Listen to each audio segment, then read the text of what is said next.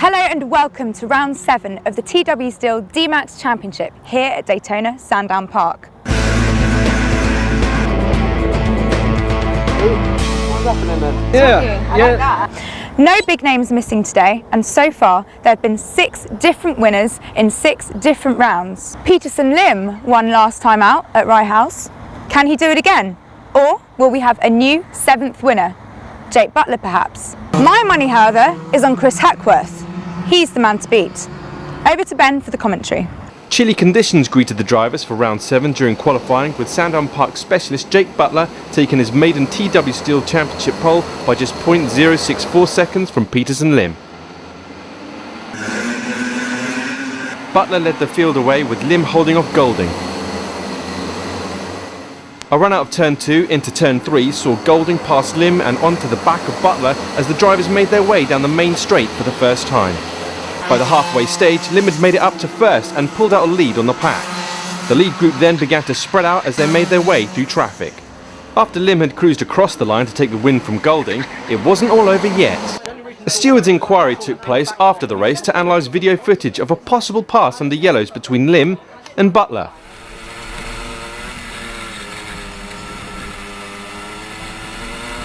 Lim picked up a 60-second penalty, promoting Golding to first. I didn't think I'd win, to be honest. I think Peterson was the quickest, pulled away, but because of the black flag afterwards, managed to win. So yeah, it's good. Why did you think you weren't going to win?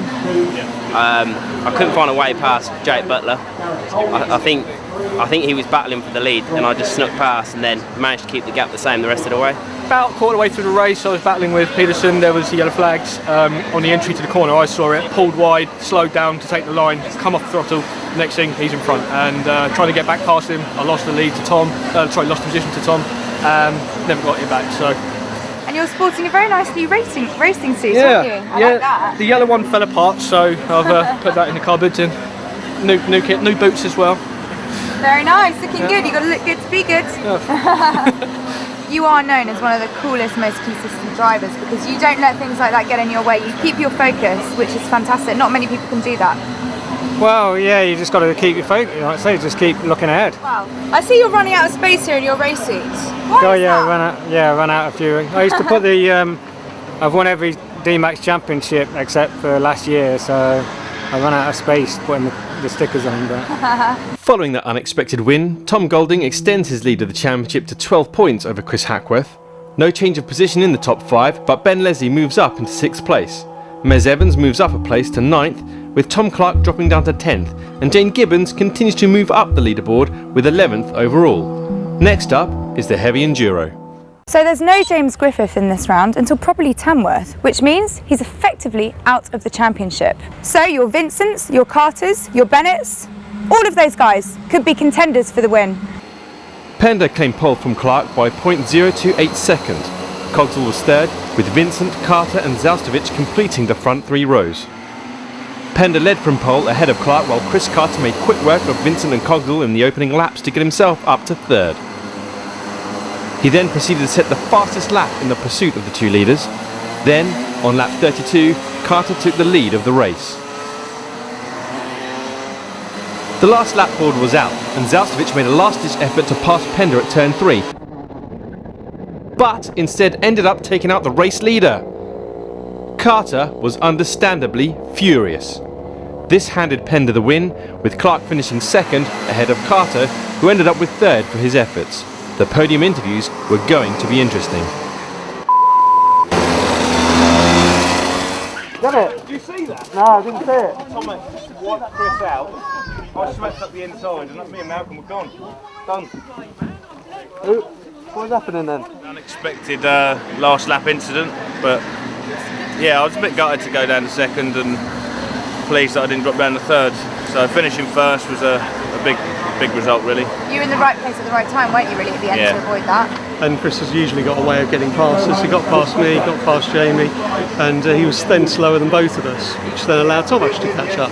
So, so going around in a train, I think, a bit of luck at the end, but good result, but frustrating that I think I had the pace to do, to win it, but Second's great. You know, I was just leading the whole way. I was aware that there were 2 or 3 of them behind me, but I thought, watching the clock down, going into the last lap, looked back and thought, yeah, they're far too far away to trouble me, you know. And the next thing is I go down to, is it turn 4, I'm not sure, the left-hander, and just out of the corner of my eye, Tomek has decided to throw up the inside of Jamie, I think, and just like a beginner, I mean, he's come into me at unabated speed. How I haven't broken any ribs, I do not know, but I'm trying to win a championship. I feel I'm a clean driver and I can't keep being assaulted like this. So I'm pleased with a podium, but obviously very disappointed to have 10 points taken away from me. Tomek, what happened? Well, it was a pretty interesting race. I was catching on guys in the front. It's just a couple of corners before the end of the race. I was literally on the rear bumper of Jamie Pender. I misjudged braking, and unfortunately Chris was on my way when I was a passenger only, and I hit him. He lost 2 positions. Very unfortunate. Really, you know, if I could do it again, I wouldn't do it this way, but yeah, that's racing, sometimes happens. Despite losing certain victory following that unfortunate incident, Chris Carter still leads the championship. Carter's loss was Jamie Pender's gain in the form of victory and an all-important 51 points. Rob Bennett moves back up into 3rd, making it a hotly contended position between him and Zalstovic, with just 3 points separating them. It doesn't look like Joe Holmes is racing today, which is quite good news for other drivers, because it will give them a chance to close the gap in the championship. Trunley, Ellis and Cousins will all be hunting down that win. Knapp's a dark horse though. Could he take the win? However, Joe Holmes surprised many with a late booking onto the round and took pole by just 300ths ahead of Bobby Trunley. You certainly couldn't question the parity of the DMAX karts, as the top 15 grid slots were covered by just 9/10. As ever, Holmes got a good getaway from pole, leading Trunley into turn 1, who came under attack from Joe Ellis into turn 2. Trunley held him off as Holmes began to put some distance between himself and Trunley.